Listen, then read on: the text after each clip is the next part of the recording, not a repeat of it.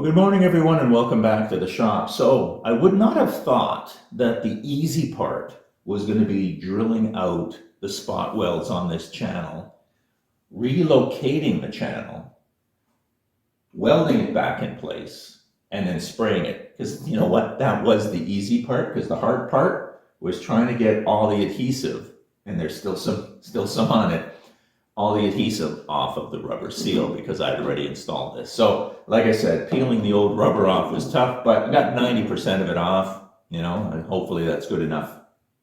But something I wanted to show you today that I had learned the last time I put this together, and let me show you what that was. So, if you start from one end and stretch it around, you're going to find you got too much seal over here.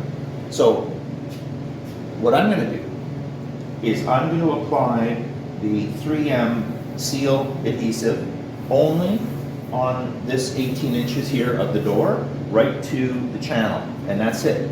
Then I can apply the glue to the seal only for that distance, so that little bit of a distance. Then I'm going to start from the top here, get this top part exactly where it's supposed to go. Of course, apply this once it's all tacked up. Bring it around, put it in the channel, and then just put a piece of tape here to hold it. And then let this set. So let's do this again. Section 1, Section 2, Section 3. Well, the brush made it nice and easy. I was able to get this brushed in there nicely. You don't want to overwork it though, because it gets tacky really quickly, and then the brush can actually start pulling it away from the panel. So you just want to let that glue set in.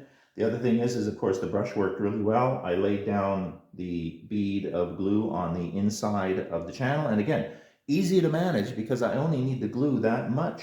So I didn't need to, get glue everywhere else and worry about it. So it's a very manageable piece of work. Once this has become tacky, I will then apply the seal to it, and it's already becoming tacky.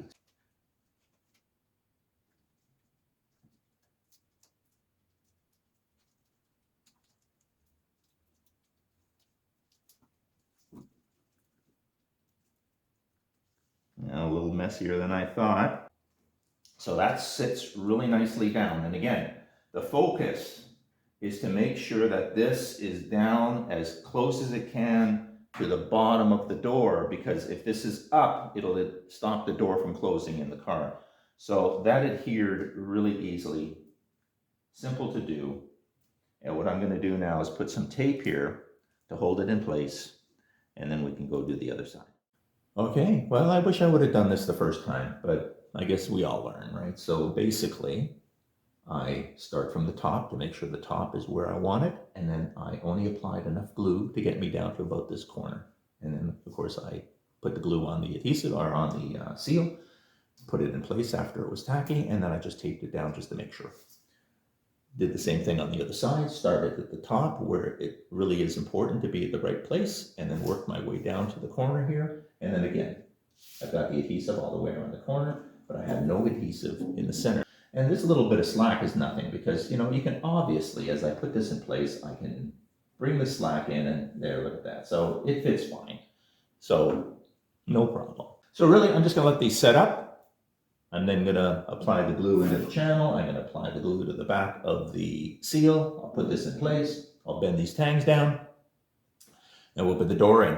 So let's see how that goes now. Okay, so moving that channel helped, but not as much as I thought it would. The real problem is that I didn't put the seals on the door when I was building this car. If you're replacing this quarter, you're eventually going to align it to the door so that it's flush. Make sure your seal is on the door. Just tape it in place. But if your seal is on the door, then you can close your door against the pillar. You can compress the door, that the seal will do. Then align your quarter panel to the door being held away from the pillar by the seal. Without the seal, I wasn't thinking of the space the seal needs. So when I put this door and I was holding it in place and I aligned this quarter panel to it, I had it too far in. So this is in, when in fact it should have been out. And again, that was a mistake made 12 months ago. I can't do anything about it except warn you. But my only option now is that I'm going to have to slam this door in order to lock it, which means I'm going to have to put the striker in. And when I slam the door, it will align. But look at the pressure I have to put on this door to align it.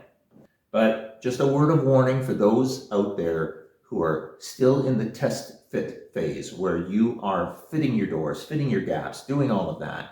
Put your seals on, all right? And again, just tape them in place, but they gotta be there because you need that resistance. You need to understand how far that door is gonna close comfortably on its own, which is about, I'd say about a 1/16 of an inch further out than I did it originally. This quarter panel can come out about a 1/16, almost maybe even an 1/8, and that would be perfect. I wouldn't have to worry about anything, but too late. So hopefully I helped somebody out there who is in this process at this stage. Put your seals in, then align your panels. Hope that helped. If you enjoyed the video, hit that like button. The process of going on the sides and then the bottom was the best way to go. That way there my tops and bottoms or my tops on both sides are perfect, and that seal along the bottom was easy to do because of course it goes into a channel and then you just tap down the flange and grab onto it. So that was easy. So like I said, if that's one thing you learned from this video, so be it. But the other thing is this, and put your seals in when you do any of your alignment. I'll see you later.